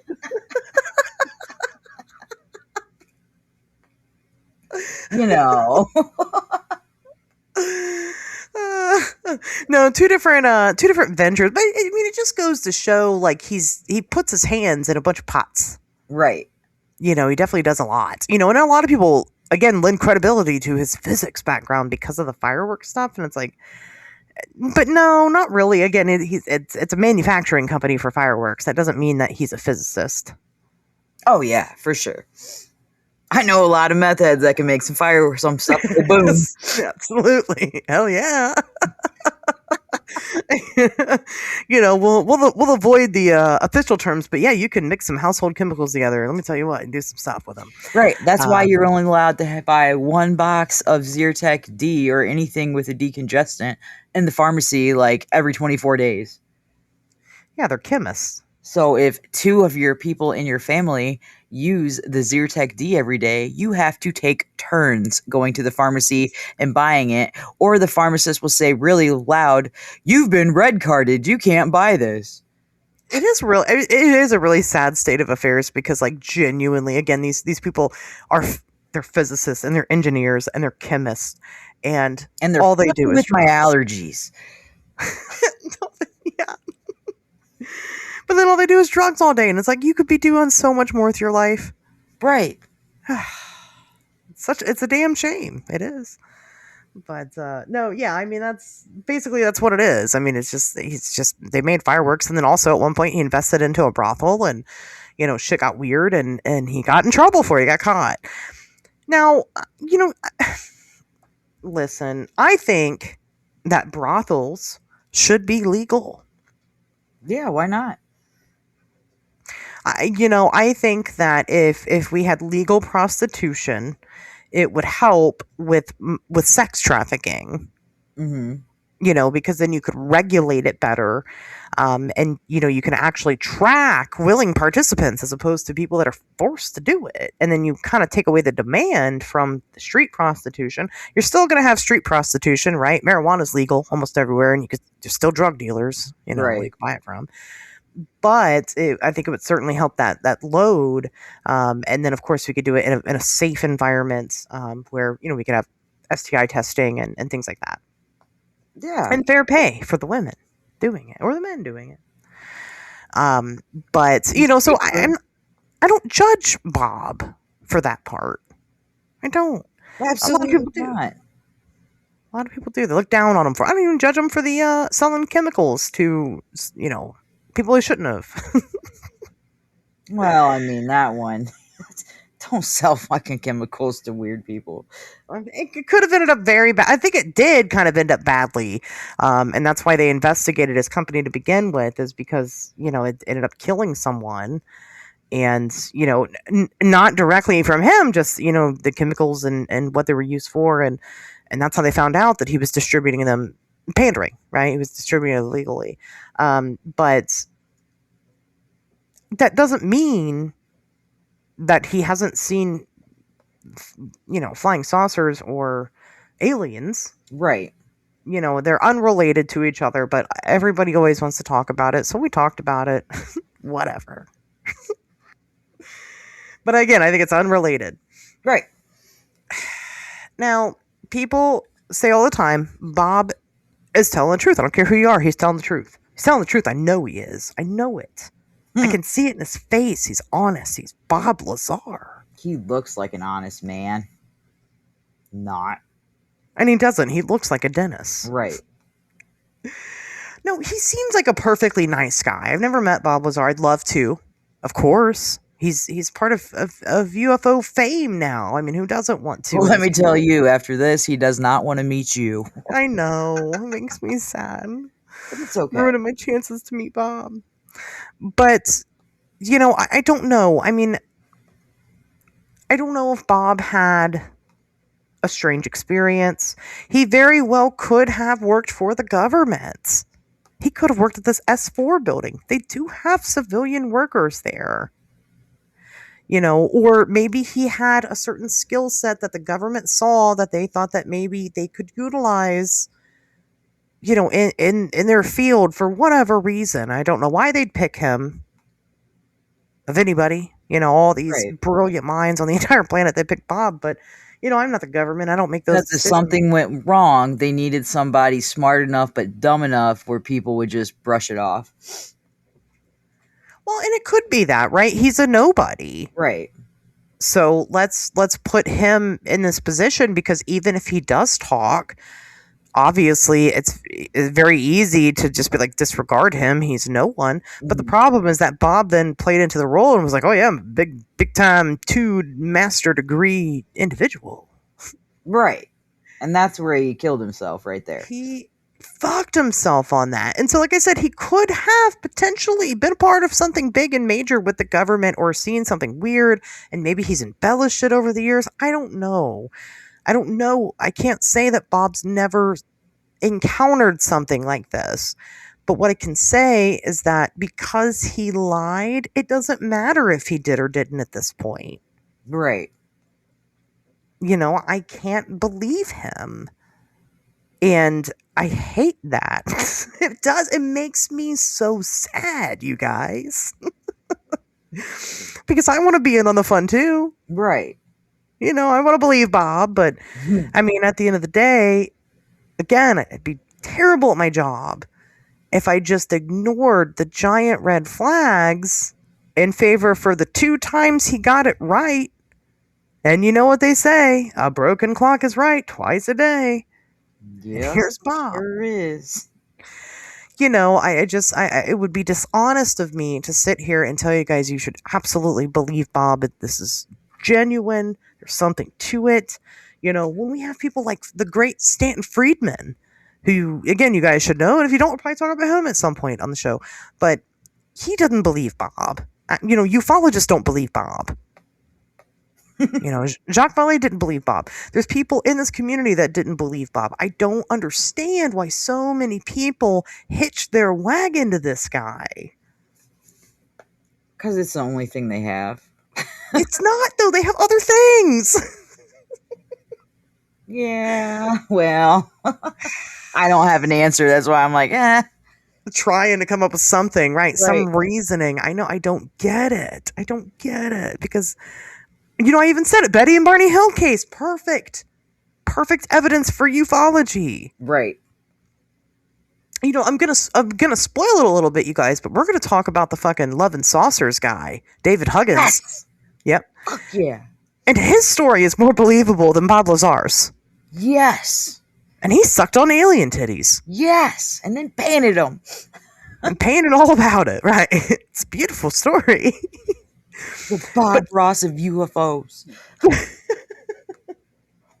Which But took I me to a beautiful place. I believe him more than Bob Lazar. Yes.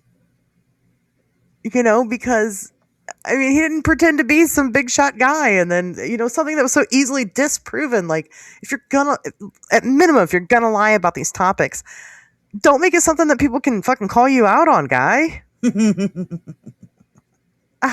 I don't know. I mean, like I said, I think you guys are gonna be disappointed in me, and I'm sorry. I'm sorry for that, but you shouldn't be. You shouldn't be. You should, again, if you have something that can change my mind, please send it to me. I'm not even shilling for the group or the Patreon or anything. Just DM me directly and be like, hey, you seen this? And she'll answer you. It might take a minute, but she'll answer you. I will eventually, especially if it's about Bob Lazar. Right. I will eventually answer you. I will look over exactly whatever it is. If you've got a 3-hour long fucking YouTube video about it and it's got something substantiated, not just made up, then yeah, I mean, I'll take a look. I have watched hundreds of hours of Bob Lazar talking about the stuff, and I just, every time I'm like trying to find something, and I'm doing the thing that the UFO docs do right now, and just kind of talking about whatever to drag it out. I mean, again, the story's not as big and grand as people put it on to be. I mean, they just came out with that S4 documentary. That just came out like a month ago. And I tried to sit through it and I couldn't. I was so bored. So bored. Yeah, it's nothing new. I mean, they digitally recreate the S4 facility from Bob's memory. Oh, wow. And they digitally recreate like the UFO and stuff, and Bob's like, there just wasn't anything new in it. It was just the same shit, just different technology. And I just, like I said, I was so bored I couldn't get through it. And I'm like, this again? Telling the same story again, Bob? I get it, that's your bread and butter, but damn. What else is he supposed to do? I don't know, and I feel bad because I just made this big post on Facebook specifically about how, like, I don't do this for money or fame.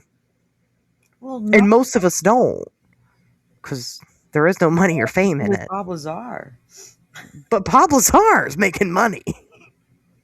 Yeah, but he's also an asshole making money. And he's got some fame going on, and it's like, okay. What I will give Bob credit for, you made a post about, like, you specifically. Well, but, I mean, most people in this community, I find, and I know you guys are going to think it's crazy, but, I feel like most of us who research these topics aren't in it for that. I know some people are going to be like, oh no, I know a lot of people. Well, you do, because they don't shut the fuck up. So it feels like, gotcha. Yeah. I mean, it feels like there's more, but it's just the ones that do it for those reasons just are the loudest. But I know tons of people who don't have, great researchers. They don't have a podcast. They don't write books. They don't go on YouTube.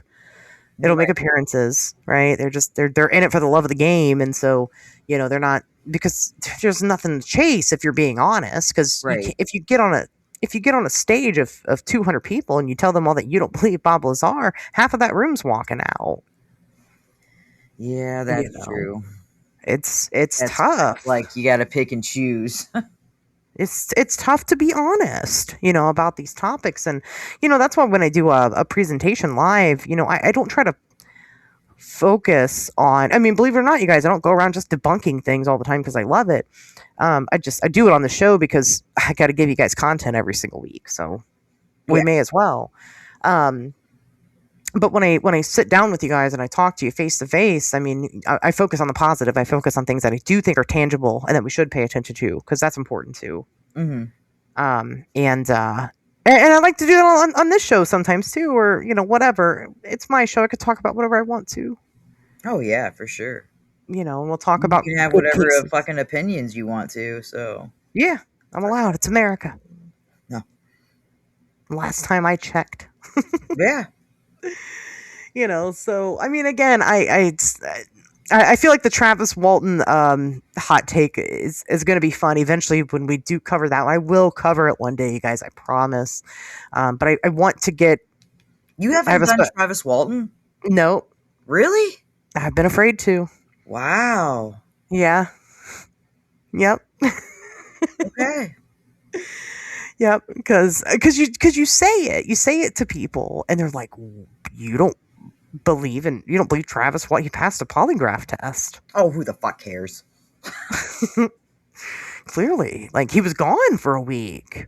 You know, they don't know. They don't know what I know, and so and it's up to me to present that what I know. But I need to. It's got to be really good. Okay.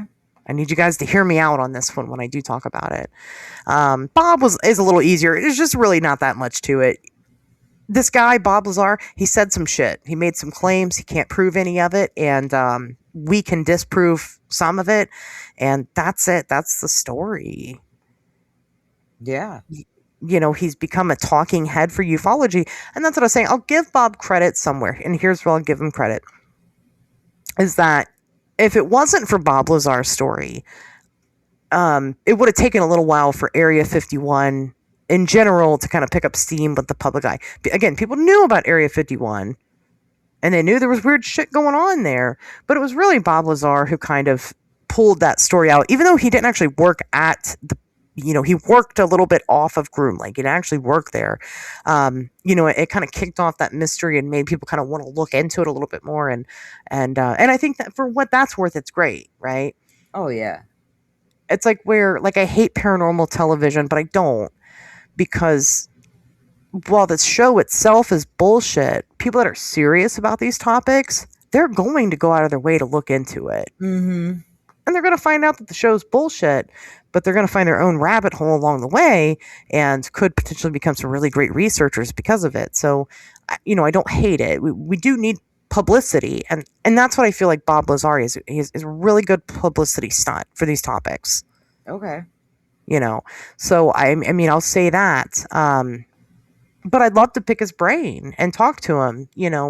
He's never actually sat down with another scientist, real scientist. Okay. Right. And I'd love to see that because they're going to ask the questions that matter. And Bob is probably going to scramble to answer them. Right. And then what? The people that believe Bob are still going to believe him. It doesn't matter. But I want to see that because I'm selfish. Mm-hmm. So, I don't well, know. everybody's going to want to see it that has anything to do with the UFO field. Oh, yeah, definitely. Yeah, I'd love to see Bob sit down and try to convince a skeptic. Not even just because let me tell you, some of these skeptics are just assholes, and it doesn't matter what you present to them. They just don't. Right. But I encountered that recently, and I'm supposed to be taking time off for my personal life so I can move and do things. But just to give you guys a little teaser, I'm jumping back into Mothman head fucking first as soon as I have the chance. But I encountered that recently with an extreme skeptic who says that Mothman was just a snowy owl. Oh wow! And he has proof of that. Owl. Yeah, it's just a snowy owl. Yeah. And there's proof of that. And the proof is that, in 66, a local there had actually shot and killed a snowy owl on his property, which aren't native to the area. And, said, hey, I shot the beast that everybody was seeing. And this guy's claim is that, I don't even know why I'm giving this guy attention, but his claim is that the Mothman sighting stopped after that happened. And that's just not fucking true. Wow. It's just not fucking true. And, when I called him out on that and said, well, that's just not true. He had also called the TNT area a bird sanctuary, which is also not fucking true. A bird sanctuary? Yeah, he referred to it as a bird. He was like, well, people don't know that it was a bird sanctuary at the time. No, it wasn't. Well, yeah, it's still not a bird sanctuary. It's not fucking a bird sanctuary. It's just a wildlife area. And when I explain, and I'm somebody that's been there hundreds of times. I think I'd know. And I'm trying to explain that to him, and he was like, well, it's, it's, birds are there. And I'm like, that's like saying my fucking front yard is a bird sanctuary. My Right. suburban neighborhood front yard because there's fucking birds out there. Like, that's not how that works. The point being that, with the extreme skepticism, it didn't matter what I was going to tell that person. Right. It didn't matter. He just continued to drill in that first it was the sighting stopped, and then it was they slowed down. Again, neither of those things are true. And, well, I couldn't know because I didn't talk to those people that saw it. But in fact, I did talk to those people that saw it. Right. Because it's me and I'm the moth queen. Of course I've talked to those fucking people. They're not all alive anymore. I've talked to all of them, but yeah, I didn't. Anyway, so no, don't have Bob sit down with a skeptic because those people are assholes. But just have him sit down with a level-headed person who's questioning his story, right? Give a decent interview. And I know what people say. Bob doesn't have to prove anything to you. No. Well, I disagree. I mean, if you're making these big-ass claims, Bob, you kind of do. Well, he doesn't have to, prove himself. He's done just fine doing what he's True. doing. It's just the fact that people like us want him to prove himself because we're, mad that we have no proof. Right, I want a reason to believe him. Right. I'm hurt. My feelings are hurt. I can't express that enough. I'm going to cry myself to sleep tonight because I want to believe Bob so bad, and Right. I can't. So it's rough. This has been a rough one for me. Not that I didn't know. Of course, I've looked into Bob before. It's just that no. This is more permanent when I put it out there for everybody. Yeah. I'm being vulnerable right now. It'll be fine. You're right. There's other great stories out there, and we're going to talk about them. And I believe fucking what's his name, Buck Nelson. Oh, yeah. Wasn't it too Bob Lazar? Yeah. Oh, good old Buck.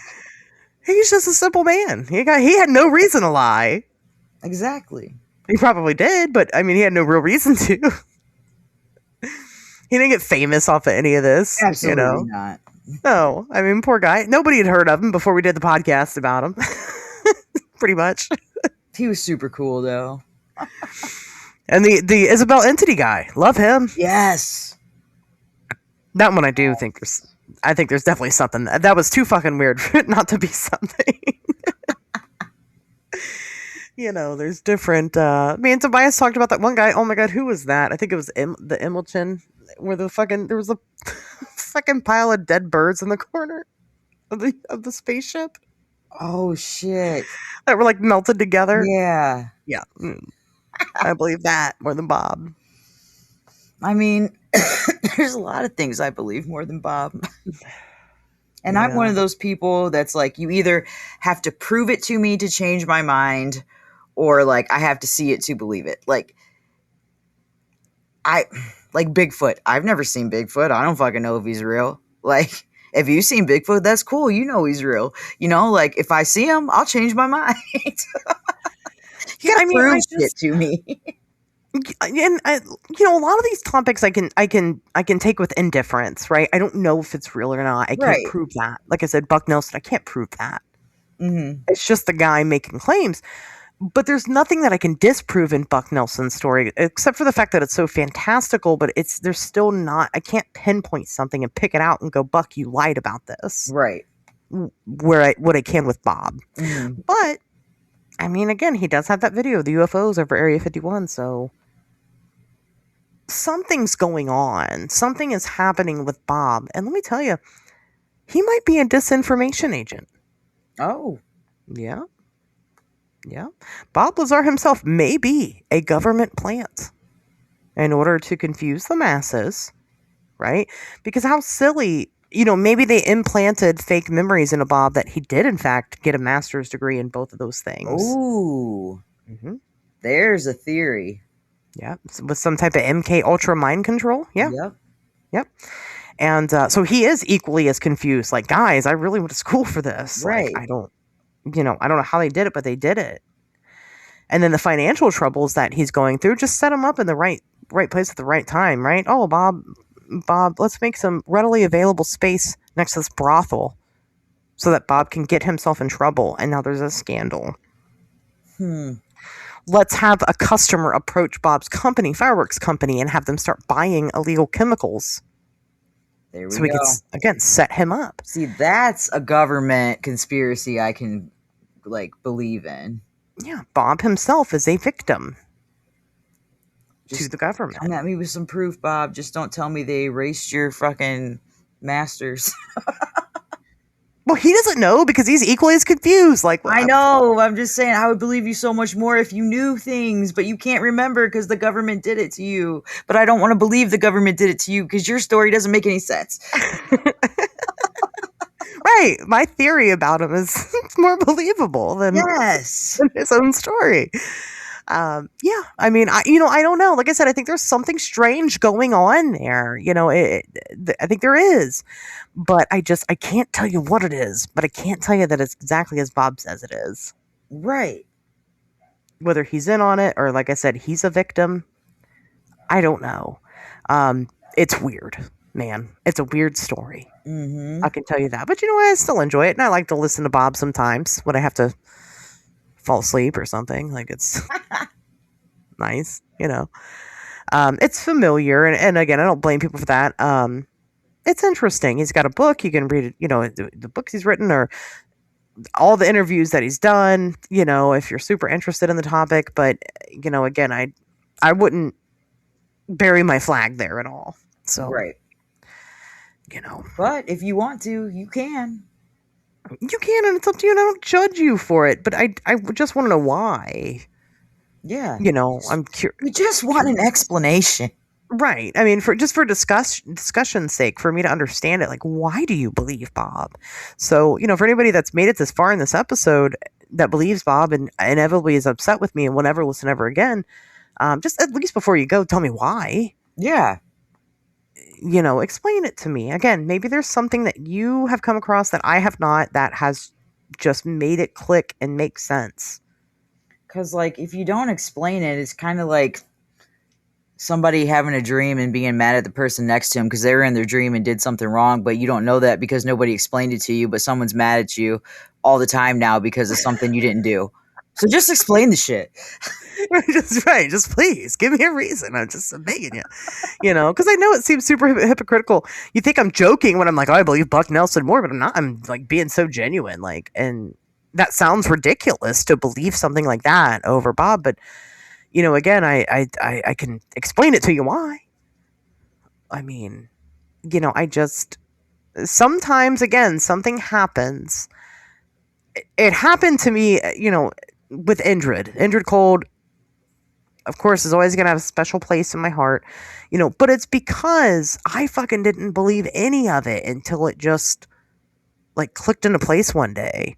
Right. And I'm like, oh my God, there is something to this. I don't know what, but there's something here, and I still walk that line a lot because I haven't been able to prove it, of course, or experience it fully for myself, but there's certain elements to it that aren't necessarily hardcore evidence, but I get the poetry of it enough to say, look, this is weird.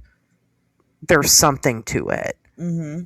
And I want to be able to do that with Bob. So again, if you come up with something, just God, please let me know. Fuck. Tell us. Tell Cassie. Don't even tell me. I don't know. Just get it out there. I need to understand. Yeah, I mean, I'll listen. I'm not going to argue with you maybe as much as Ashley will, but Cassie is just like, oh, okay. Wow, all right. I'll let her know. We should believe him now. You just never know. You never know what people know. We're a resource in this. We are the most important resource in ufology is all of us coming together and sharing ideas. So share them, share away. I'm not an asshole. I mean, I'll tell you that I'm suspicious, but I'm not going to be like, you're wrong. You suck. Right. We don't know what's right and wrong with these topics until it's proven. And I'm not more. You can change my mind. Just show me. Right. I'm not more right or wrong than any fucking body else, in this community. So I don't have all that pride that's going to keep me to my one opinion. If you prove me wrong, I mean, I'll change my mind.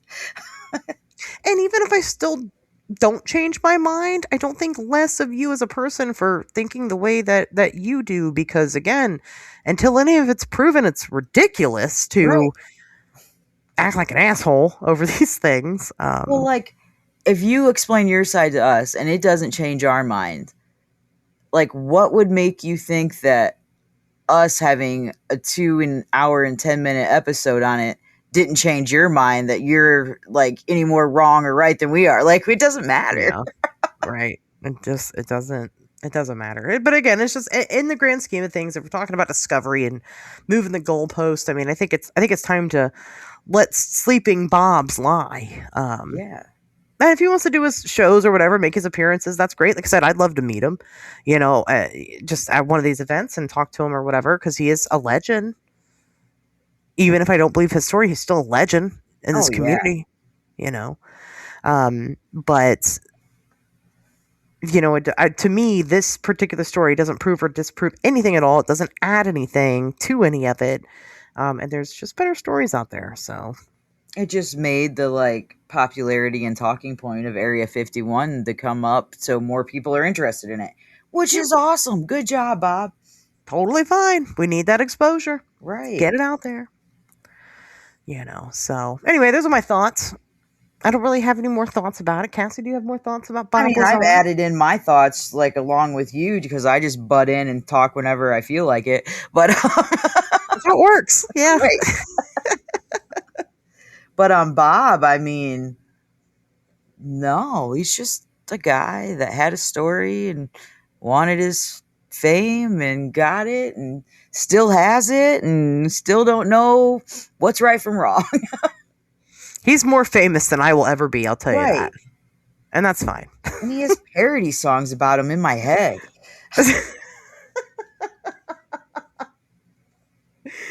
I know you said Bob, and I was like, oh my God. Bob. How bizarre. How bizarre. Bob Lazar. Bob Lazar. Like literally all week. No, he's a good guy. He's a good guy. Even if he's a liar, he's still a good guy. Yeah. And I wish him well, I don't want to see nothing bad happen to Bob Lazar. Well, no, like, even his face is famous, because when I looked up, like, the picture of him, like, I know that guy. Oh, yeah. He's... Because, like, I know the name Bob Lazar. You know what I mean? Like, I know Bob Lazar.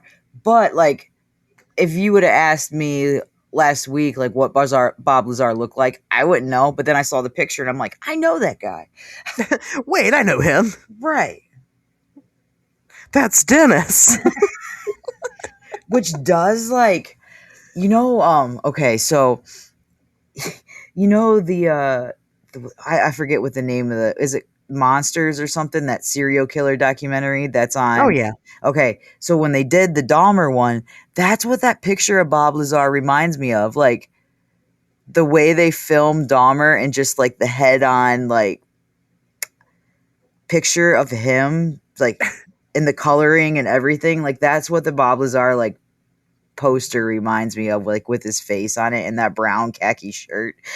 That's what I'm saying. Dennis is a whole image, and they all look like that. Right.